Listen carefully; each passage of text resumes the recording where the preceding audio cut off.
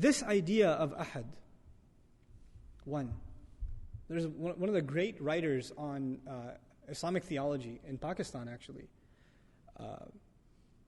Rafi'uddin, Dr. Rafi'uddin, commenting on this surah, said something amazing. And I really appreciated it because I think for modern audiences, this kind of stuff needs to be said and heard. Allah created the human being with the knowledge of Himself.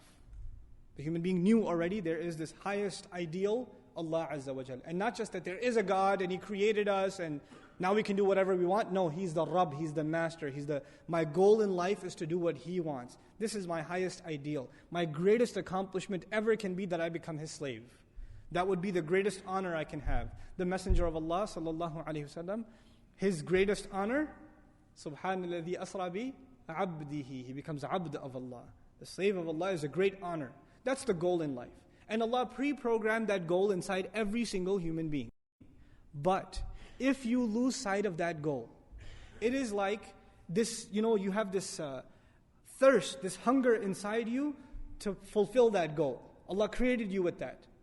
But when your appetite is not filled with healthy food, what do you fill it with? If you don't get the right meal, are you going to say, I'm not going to eat at all? No. When a person is starving and there's no food of their preference, or there's no healthy food, there's even filth, barks of trees, will the human being still start chewing on that when it comes to that? They will.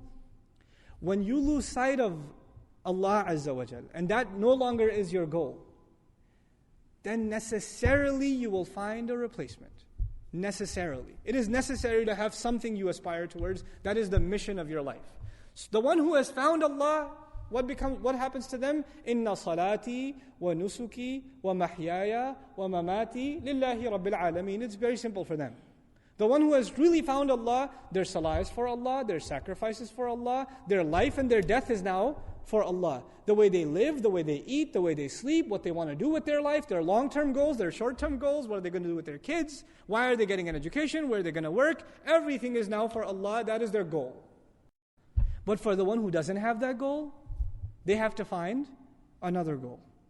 And in old times there used to be idols, there used to be other religions, you find some other God.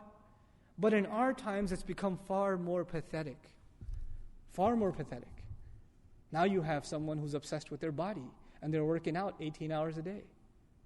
And their only goal in life is to just keep getting buffer and buffer. It's the only goal. Take steroid and look sharp, stay on top, keep in shape. Or there's this goal they set with their trainer. I got to do this many reps, or I got to do this many push-ups, or I got to get bench press this many pounds, etc. That's their goal. That has become their ilah. For a person that their life has become about money. Have you met people? They cannot talk about anything except their work. They can't. Yeah, I work at this company, I do this. And the moment they lose their job, they become suicidal. Because that's all they ever thought about. That's all they ever did with their life. That's all they ever did. That becomes their goal. For some people, it's their children. They live for their children. They do everything for their children. Day and night they think about their children. There is no other thought running in their mind. There is no other goal before them than their children. That is all they run after. When you don't find Him, you will find something else. You will find something else, and you will run after it. And you will give your life to it. And there is no exception among human beings. And today it could be even a slacker. And you could ask me, what about a slacker? You know those kids that play 20 hours of video games a day and don't get off the couch? Well, what is their goal? It is to entertain themselves. It is to fry their brain cells behind a screen. That is their ultimate goal. That is what they want to reach. And they're working hard to attain it every day. Right? That's what it becomes. These are the psychological implications of understanding Tawheed. It is easy to say Allah is one. But is He one in my life? Is He the one for me? Or do I have some other one that I'm running after? Or some other thing that I put before myself? Allah asked this question rhetorically. He says, مَا غَرَّكَ رَبِّكَ الْكَرِيمِ. What deluded you from your gracious Master? What was so important to you that you ran after, that you couldn't come after this? Subhanallah. Subhanallah. So when He uses this word, Huwallahu Ahad, its psychological implications, its implications on our attitude towards Allah, and how we think about our life completely changes. Now there is nothing more important to me than making Him happy.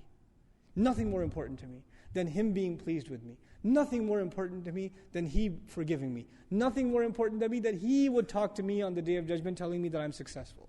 He will look towards me. I will not be from the ones He turns away from. وَلَا يُكَلِّمُهُمُ اللَّهُ يَوْمَ الْقِيَامَةِ. Allah will not talk to them on the Day of Judgment. May Allah not make us from those people. These are some of the psychological implications of just internalizing ahad. Ahad. Just that word. What Allah is saying, this is who Allah is. This is what He's supposed to do. And I want to conclude, because it's time for salah, with the following. This is I can't quote Iqbal because I'm terrible at Urdu, but I'll tell you the meaning of the verse. Okay? Though I like the verse myself. It's poetry. But he says what used to be, he's talking about, it's a poem about Tawheed. It's a poem about Tawheed. And he says what used to be something that burned in the hearts of men, is now a subject of abstract philosophical debate. That's what he says. Now what is Tawheed to us today?